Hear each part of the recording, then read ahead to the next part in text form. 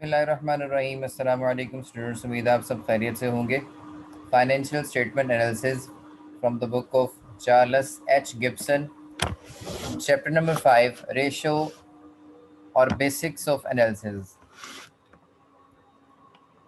Basics of analysis में हम जो टॉपिक स्टडी करेंगे वो वेरी इंपॉर्टेंट टॉपिक है, रेशो के हवाले से है, रेशो एनालिसिस है। बेसिकली रेशो एनालिसिस होता क्या है, इसके हवाले से हम थोड़ी सी डिस्कशन कर लेते हैं अभी। ठीक है कि रेशो एनालिसिस होता क्या है।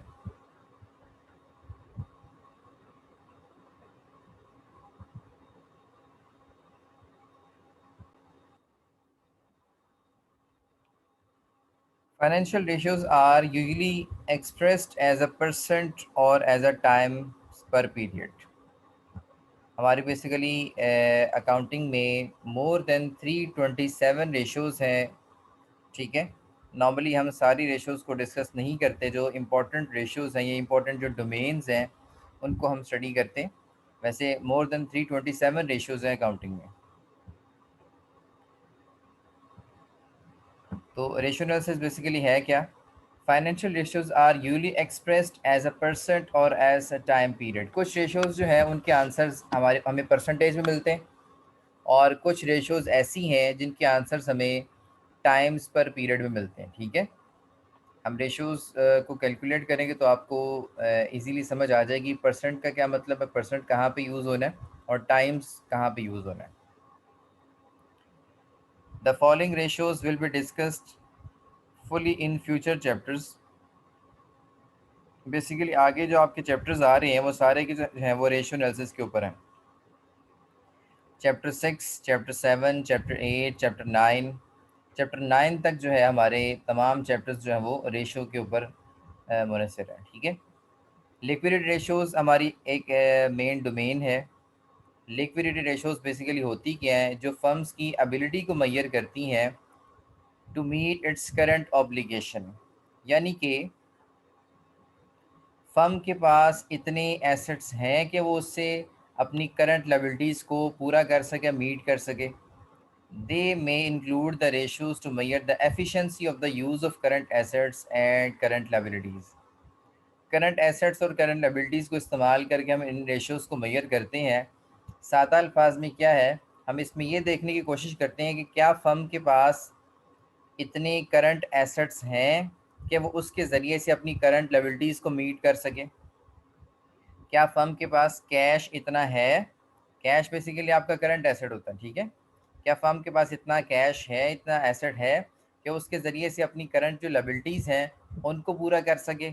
ठीक है, इस चीज़ को मेजर करने के लिए हम लिक्विडिटी रेशियोज़ को जो है कैलकुलेट करते हैं और उनके आंसर्स हमें बताते हैं कि आया कि फर्म्स की एबिलिटी इतनी है कि नहीं है। उसके बाद बोरोइंग कैपेसिटी, लेवरेज रेशियोज़ होती हैं आपके पास। measure the degree of protection of suppliers of long term funds। ठीक है, तो यहाँ पे हम जो है वो लीवरेज डेट के हवाले से चीज़ों को डिस्कस कर रहे होते हैं कि फर्म के डेट्स के हवाले से हम बात करते हैं इसके अंदर। ठीक है, और degree of protection of suppliers of long term funds, यानी कि हम ये भी देखते हैं कि जो जिन लोगों से हमने लॉन्ग टर्म फंडिंग की है, मतलब फाइनेंस किया है, या बैंक से हमने लोन लिया है, या किसी और से हमने अगर डिबेंचर्स इशू किए हैं, कोई लायबिलिटी लॉन्ग टर्म लायबिलिटी जो है वो उसको अपने कैपिटल में ऐड किया है। ठीक है, तो जिन्होंने वो पैसा हमें दिया है, फॉर एग्जांपल पब्लिक से हमने पैसा लिया है डिबेंचर्स बेच के, या बैंक से हमने पैसा लिया है लोन की सूरत में, तो उनके हवाले से हमने इन रेशियोज़ को मेजर करना है कि उनकी प्रोटेक्शन के हवाले से क्या फ़र्म की इतनी एबिलिटी है कि फ़र्म जो अपने उसने जो डेट लिया है, लोन लिया, उसको वापस कर सके। क्या फर्म ने बहुत ज़्यादा लोन तो नहीं ले लिया। ठीक है, ठीक है, तो इस चीज़ को मेजर करते हैं कि फ़र्म ने लोन कितना लिया है, लोन की परसेंटेज क्या है, और क्या फ़र्म की इतनी एबिलिटी है कि फ़र्म ने जिनसे लोन लिया है उनको वापस कर सके। यानी कि सप्लायर्स की जो प्रोटेक्शन है उसको हम देख रहे होते हैं। Supplier of long term funds क्या कौन हो सकते हैं? बैंक जो है वो आपका supplier of long term funds है, क्योंकि बैंक आपको लोन प्रोवाइड करता है। If you are issuing the debentures to the public, तो उस सूरत हाल में पब्लिक जो है वो आपकी supplier of long term fund, ठीक है। तो उनकी प्रोडक्शन के हवाले से हम देख रहे होते हैं, इन रेशियोज़ को मेजर करते हैं कि बिज़नेस ने आया बहुत ज़्यादा लोन तो नहीं ले लिया, बहुत ज़्यादा डिबेंचर्स तो नहीं इशू कर दिए, आया कि बिज़नेस की पोजीशन इतनी है कि वो जो लॉन्ग टर्म फंड्स उसने लिए लोगों से कि वो उन लोगों को वापस कर सके या बैंक को वापस कर सके। तो इस हवाले से हम डिफरेंट रेशियोज़ के ज़रिए इस चीज़ को मेजर करने की कोशिश करते हैं। नेक्स्ट हमारा पोर्शन होता है प्रॉफिटेबिलिटी रेशियोज़, ठीक है। प्रॉफिटेबिलिटी रेशियोज़ में हम जो है प्रॉफिट के हवाले से रेशियोज़ को मेजर करते हैं कि हमारा ग्रॉस प्रॉफिट कितना है, उसकी परसेंटेज क्या है, हमारा जो बिज़नेस का नेट प्रॉफिट है उसकी परसेंटेज क्या है। तो प्रॉफिट के हवाले से इन रेशियोज़ को हम डिस्कस कर रहे होते हैं कि जो जिनमें प्रॉफिट का ताल्लुक होता है, ग्रॉस प्रॉफिट हो गया, नेट प्रॉफिट हो गया, ठीक है। तो इस तरह की रेशियोज़ हमारी यहाँ पे आ रही होती हैं। उसके बाद investors are interested in a special group of ratios in addition to a liquidity debt and profitability. Investors जो है ना मेनली आपकी ये हेडिंग्स होती हैं, लिक्विडिटी रेशियोज हैं, ठीक है, और बोरोइंग यानी कि लिवरेज रेशियोज हैं, उसके बाद प्रॉफिटेबिलिटी रेशियोज हैं। लेकिन इन्वेस्टर्स जो होते हैं ना वो इन रेशियोज़ के अलावा और भी जो रेशियोज़ हैं उनमें भी इंटरेस्टेड होते हैं, उनको आगे चल के पढ़ेंगे। नेक्स्ट हमारे पास जो है कैश फ्लो रेशियोज़ होती हैं, ठीक है। कैश फ्लो रेशियोज़ जो इंडिकेट करती हैं फर्म की लिक्विडिटी को, फर्म की बोरोइंग कैपेसिटी को और प्रॉफिटेबिलिटी को, इन चीज़ों को जो है वो इंडिकेट कर रही होती हैं। चैप्टर 10 में हम कैश फ्लो को स्टडी करेंगे। तो लेट्स स्टार्ट, हम रेशियोज़ को स्टार्ट करते हैं, ठीक है। कुछ टर्म्स हैं जो आपको पता होनी चाहिए, ठीक है। ये लिक्विडिटी रेशियोज़ को हम स्टडी करेंगे, लिवरेज रेशियोज़ को स्टडी करेंगे और प्रॉफिटेबिलिटी रेशियोज़ को स्टडी करेंगे। लेकिन इन रेशियोज़ को स्टडी करने से पहले, ठीक है, कुछ एनालिसिस हैं, ठीक है, जिनको हमने स्टडी करना है। बेसिकली एक रेशियो एनालिसिस था ये, ठीक है, जिसको मैंने यहाँ पे एक्सप्लेन किया है। अभी हम इस चैप्टर में जो है रेशियोज़ को कैलकुलेट नहीं करेंगे, जस्ट हमने डिफरेंट किस्म के जो एनालिसिस हैं अकाउंटिंग में उनको हमने इस चैप्टर में स्टडी करना है, ठीक है। जो रेशियो एनालिसिस स्टार्ट होगा वो नेक्स्ट चैप्टर से होगा, लेकिन इस चैप्टर में हमने डिफरेंट किस्म की जो एनालिसिस हम करते हैं फाइनेंशियल स्टेटमेंट एनालिसिस, अपने स्टेटमेंट के एनालिसिस करते हुए, तो वो एनालिसिस हमने यहाँ पे स्टडी करने हैं, जिसमें से एक एनालिसिस आपका रेशियो एनालिसिस था, ठीक है जी। नेक्स्ट इसमें हमारे पास जो है कॉमन साइज एनालिसिस होता है।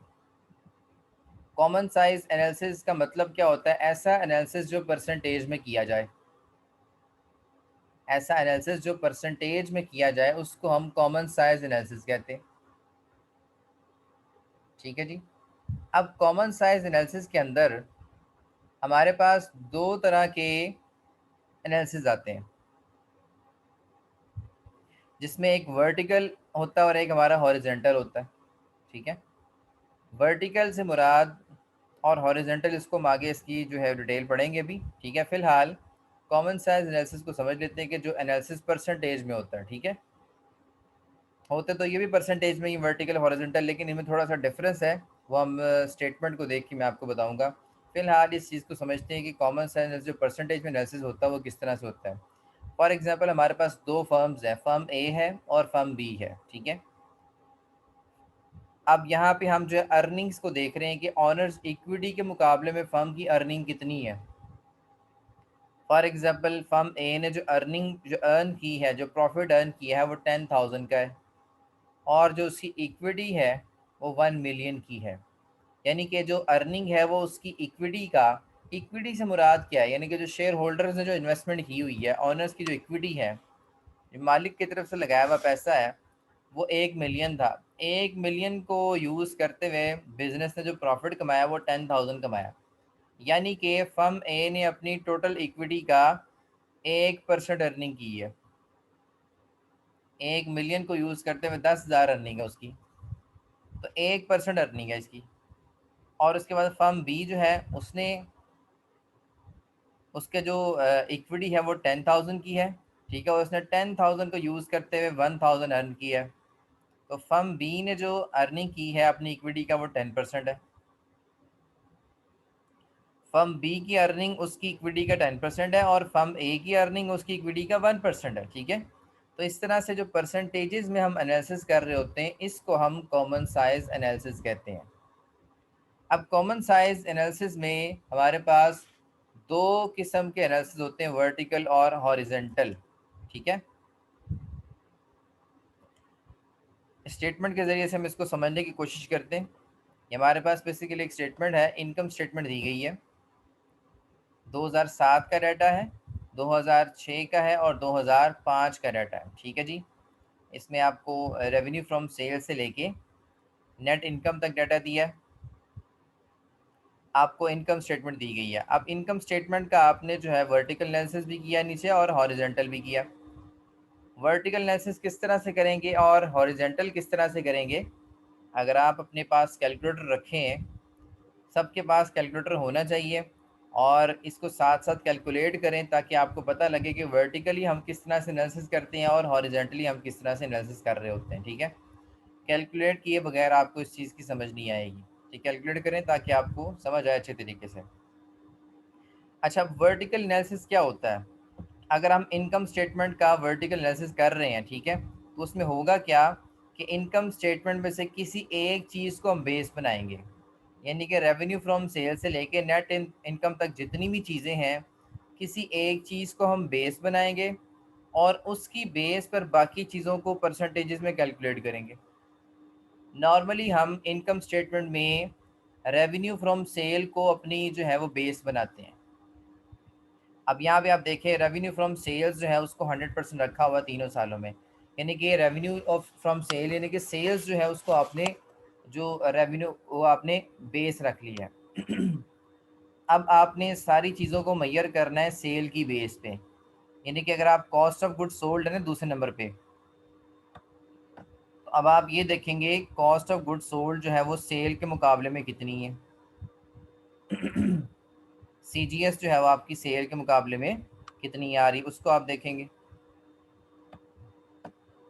अब आप यहाँ पे देखें, कॉस्ट ऑफ गुड सोल्ड जो है वो 65% आ रही है। वो कैसे आ रही है? देखें, 2007 कॉस्ट ऑफ गुड सोल्ड आपकी 65,000 है, तो 65,000 को ऊपर रखेंगे, 1 लाख को नीचे रखेंगे और ज़रा 100 कर दिए, आपके पास परसेंटेज 65% आ जाती है।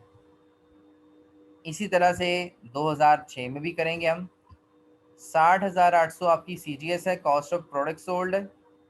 ठीक है, या कॉस्ट ऑफ गुड सोल्ड 60,800 को ऊपर रखें, डिवाइड कर दें 95,000 पे, तो आपके पास जो परसेंटेज आती है कॉस्ट ऑफ गुड्स सोल्ड की वो 64% आती है। इसी तरीके से हम देखेंगे कि 2005 में जो कॉस्ट ऑफ प्रोडक्ट सोल्ड है वो 56,420 है। अब ये 56,420 91,000 का कितने फीसद है? तो 56,420 को ऊपर रखें, 91,000 को नीचे रखें। ठीक है, आपके पास परसेंटेज आ जाएगी 62%। बात समझ में आ रही है? इसी तरीके से हमने जो ग्रॉस प्रॉफिट है उसकी परसेंटेज भी कैलकुलेट करनी है, लेकिन किसकी बेस पे? सेल की बेस पे। 35,000 का ग्रॉस प्रॉफिट है, इसको ऊपर रखें, 1 लाख को नीचे रख दें, आपके पास 35% आ जाएगा। इसी तरह 34,200 को ऊपर रखें, 95,000 को नीचे रखें, 36% आ जाएगा। इसी तरह 34,580 को ऊपर रखें, 91,000 को नीचे रखें, आपके पास कितना आ जाएगा? 38%। यानी कि तमाम की तमाम वैल्यूज़ को ऊपर रखना और आपने सेल को 1 लाख, उस साल की जो सेल है उसको नीचे रखना, आपके पास सारी की सारी परसेंटेजेस आ जाएंगी। ठीक है, यानी कि 2007 की अगर हम बात करें, 2007 में जितनी भी वैल्यूज़ हैं सबको ऊपर रख के आपने डिवाइड कर देना है 1 lakh. For example net income है, तो नेट इनकम 3500 आई है, तो 3500 को ऊपर रखें, 1 लाख को नीचे रखें, तो आपके पास और ज़रा 100 कर दें, तो आपके पास आंसर जो आ जाता है 3.5% आपकी नेट इनकम है। यानी कि यूँ हम बात, अब हम कंक्लूजन इसका किस तरह से निकालते हैं? हम ये बात कर सकते हैं इस तरह से कि जो CGS है वो सेल का 65% है, ग्रॉस प्रॉफिट सेल का 35% है, और सेलिंग एक्सपेंस सेल के 14% है, जनरल एक्सपेंस जो है वो सेल के 16% है, टोटल ऑपरेटिंग एक्सपेंस सेल के 30% है, operating income before tax cell का 5% है, टैक्सेस जो है वो सेल के 1.5% और नेट इनकम सेल की 3.5% है। तो इसको हम कहते हैं जी अपना वर्टिकल एनालिसिस। ठीक है जी। उसके बाद नेक्स्ट हमारा आता है जी हॉरिजेंटल एनालिसिस। बहुत आसान है, ठीक है। हॉरिजेंटल में हमने क्या करना है कि हमने किसी चीज़ को बेस नहीं बनाना, ठीक है। वर्टिकल में हमने क्या किया था, सेल को बेस बना लिया था ना उसी साल में, सेम ईयर में हमने किसी एक चीज़ को बेस बना लिया था, सेल को बेस बना के सारी चीज़ों को उसकी बेस पे कैलकुलेट किया था कि वो सेल का कितने परसेंट है, ठीक है। हॉरिजेंटल में हम ऐसा नहीं करेंगे, हॉरिजेंटल में हम किसी ईयर को बेस बनाएंगे। फॉर एग्जांपल हमारे पास 3 ईयर्स है, 2005 है, 2006 है, 2007, हमारे पास 3 साल है। तो हम ईयर को बेस बनाएंगे। फॉर हमने सबसे जो पहले वाला ईयर था 2005, उसको हमने डाटा में सबसे छोटा ईयर जो है उसको हमने बेस बना लिया। 2005 की सारी वैल्यूज़ को हमने 100% रख लिया। अब 2006 में जो हम वैल्यूज़ निकालेंगे वो 2005 की वैल्यू को बेस बना के निकालेंगे। फॉर एग्जांपल ये आपके पास 104.4% कैसे आया है, ठीक है। ये जो रेवेन्यू फ्रॉम सेल है, ये हमारे पास 2006 की सेल को हमने ऊपर रखा, 2005 की सेल को बेस बनाया नीचे रखा, सर अब 100 कर दिया, हमारे पास 104.4% आ गया।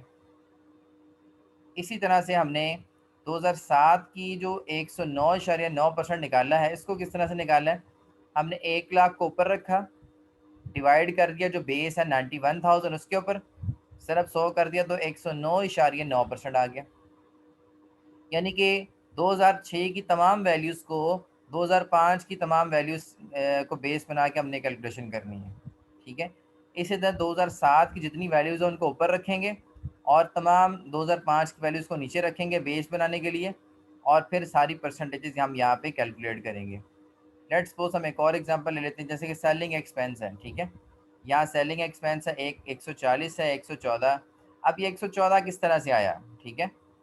ये सेलिंग एक्सपेंस आपके पास 11,400 थे, 11,400 को आपने ऊपर रखा, डिवाइड कर दिया 10,000 पे, तो आपके पास परसेंटेज आ गई 114। यानी कि आपने, अब इसको हम यूं कंक्लूड कर सकते हैं कि 2006 में जो सेलिंग एक्सपेंस है वो तकरीबन 14% बढ़ गए हैं।